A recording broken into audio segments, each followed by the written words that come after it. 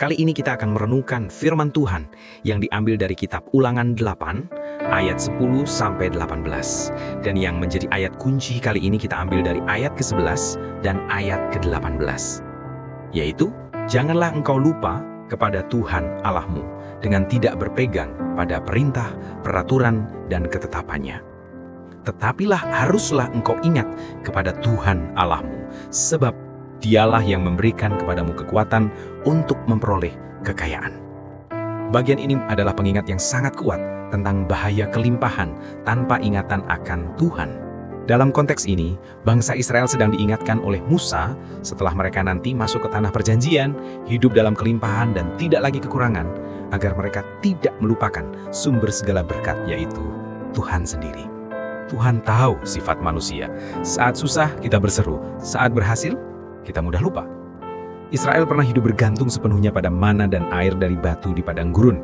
Tetapi ketika mereka tiba di tanah yang subur dan berlimpah hasil, ada godaan besar untuk berpikir, ini semua hasil kekuatanku.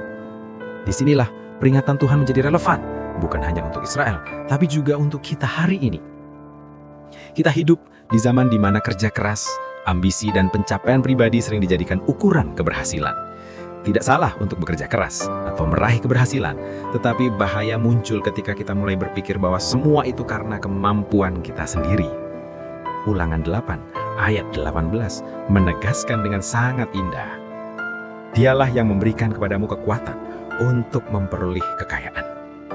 Artinya, segala yang kita miliki, kesehatan, kemampuan berpikir, peluang, bahkan napas hidup, semuanya berasal dari Tuhan. Dialah sumber berkat, bukan kita. Maka setiap kali kita menikmati hasil jerih payah, seharusnya hati kita dipenuhi rasa syukur, bukan kesombongan. Dalam kehidupan modern, refleksi ini mengajak kita untuk tidak memisahkan Tuhan dari keberhasilan. Banyak orang berdoa keras waktu sulit, tapi lupa bersyukur waktu sukses. Kita lupa bahwa Tuhan bukan hanya Allah di masa kekurangan, tapi juga Allah di masa kelimpahan. Tuhan ingin kita menikmati hasil kerja kita, tapi tidak melupakan pribadi yang memberi kekuatan untuk bekerja. Mari kita renungkan, apakah kita masih mengingat Tuhan di saat semua berjalan baik? Apakah kita masih rendah hati mengakui bahwa tanpa Dia, kita tidak akan sampai sejauh ini? Sukses sejati bukan saat kita punya segalanya, tetapi saat kita tetap ingat kepada Tuhan di atas segala-galanya. Demikian refleksi kita kali ini. Tuhan Yesus Kristus memberkati kita semua. Soli Deo Gloria. Amin.